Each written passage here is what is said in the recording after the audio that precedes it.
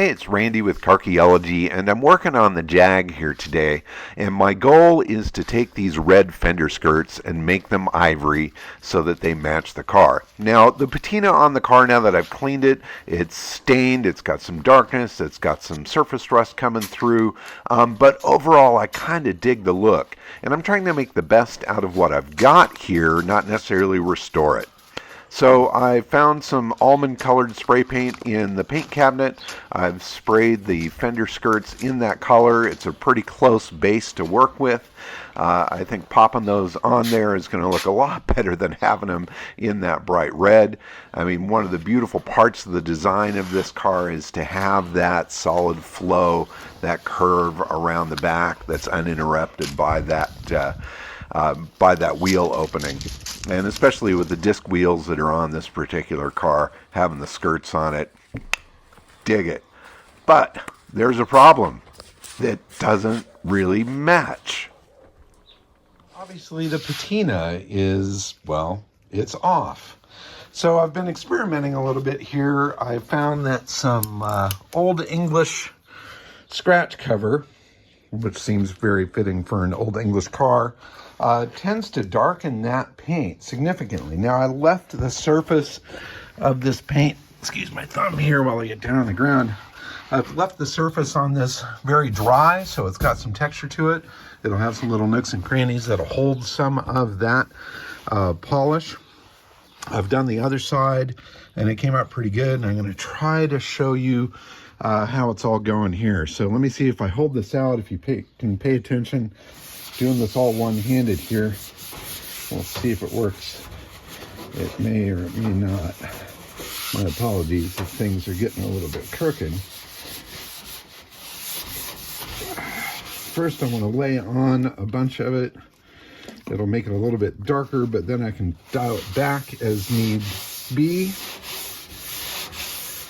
And then there's some more spots and stuff as well. Now, there were some scratches and things on the surface here. I left those there on purpose when I painted them, and you'll see why as I end up getting this all together here.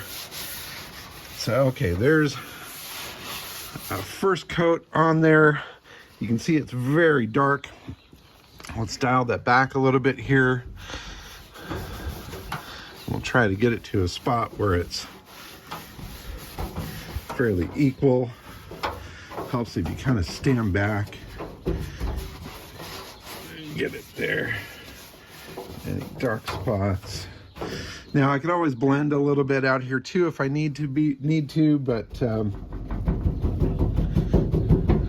going to try to avoid that. I'm going to try to focus on making this look like this as much as possible, or at least to try not to have it be so obvious that I've painted it. So, okay, so that's dialing it back a fair bit. Still looks a little dark, I think. Let's wipe it back even a little bit further. There, we're getting there.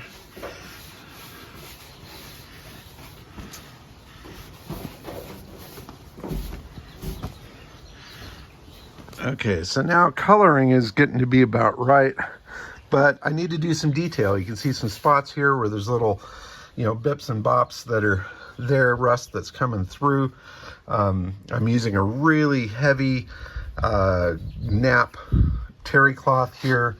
I'm going to spread some of this on there, and I'm just going to carefully kind of tap in spots.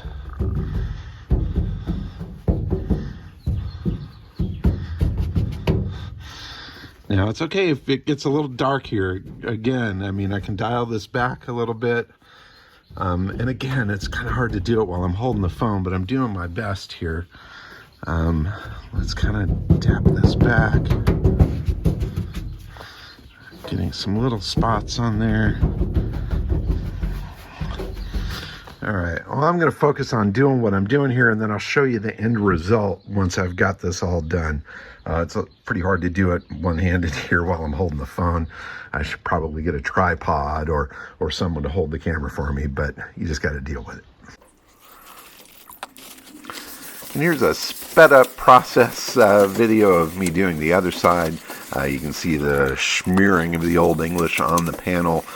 You can see the scratches that are in the surface that are starting to come to light. I'm going to go back and do something with those, and I'll show that to you in just a little bit. The whole idea is to try to get the overall look of it to be about the same. You know, I'm trying to make the best that I can out of this car without spending a whole lot of money in doing so. And I think that's working. So little details, aging stuff a little bit, getting some scratches, getting some things in there. I know I should be focusing on mechanicals, but I love the cosmetic parts so much. And this gives me an opportunity to create and play just a little bit, and it's fun. Okay, it's getting a lot closer here to matching what's going on there.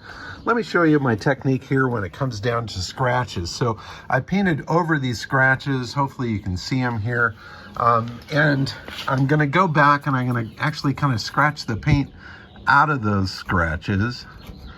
And it's a darker finish underneath. So I'm not like scratching new paint necessarily. I'm just kind of cleaning it off of there. But what's nice about it is that you can tell it's a natural scratch. You can see the little surface rust underneath there. It cleans off of there a little bit, and those little details end up adding some realism, I guess, to it. So here's one that runs down here. Get this in there. I'm just kind of following the scratch, not trying to expand on it much. Just anywhere where the surface of the paint has been broken, I'll go back and scratch that out of there. And then overall, that'll get a very cohesive, consistent look. So I'm going to keep at it here, and I'll show you the finished product in a bit. Now, the goal isn't necessarily to make it perfect, but I want to make it so that it doesn't stand out as a part that's being repainted. And I think I've accomplished that pretty darn well. When you stand back and you look at the whole unit, it's a very cohesive look. Now, I will probably work this just a little bit more. I am going to put a little clear coat on it to protect what I've done there. But you can see that patina definitely matches pretty darn close, at least about as close as I'm going to get it. Again, I'll manipulate it a little bit just because I can't help but do it. You know, but you need to know when to stop, right? I think this is a pretty convincing look. It doesn't stand out as a piece that was painted a different color. Now it really has the proper look of the whole thing. Let's go around the other side. We'll see the other fender skirt as well. Accomplish the same over here. Again, it's not flawless, but it's pretty darn close. And I don't think anybody's going to necessarily pick that out as being a piece that's been repainted. But of course, once we get the thing out in the sun, maybe it'll stand out a little bit more. I don't know. But now it looks proper, all one color with the skirts on it. What a beautiful design that is. I love it.